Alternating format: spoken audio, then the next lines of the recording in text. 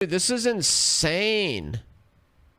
That the Voice of America, even, and all these American companies and the American government, even in a lot of ways, and Americans left and right, giving in to communist Chinese.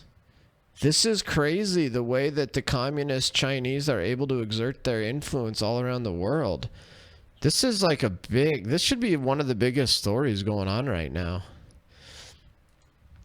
This is 100% one of the biggest stories right now. I think one of the biggest stories right now is China and Communist China, Communist Chinese Party, Chinese Communist Party, whatever it is, and how they're exerting their influence worldwide, and suppressing dissent and exerting negative influences on U.S. government agencies, private sectors, politicians, like what China's doing and the lies that they do and how much they steal and the theft that they engage in, official government theft, the Chinese Communist Party promoting xenophobia and racism within China, and how just truly despicable the Chinese communists are, the Chinese government.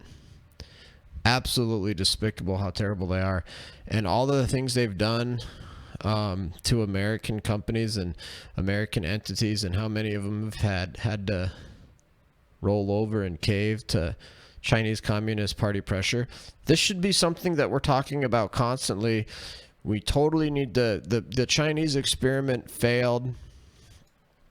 I was going to look up a Richard Nixon speech on China, since Richard Nixon sort of started this whole Chinese opening and based the premise on that if we open up to them economically, they'll eventually become more liberal politically, which is obviously has failed. This needs to be one of the bigger issues, and Trump is ahead of his time. Trump is ahead of his time on calling out how terrible China is.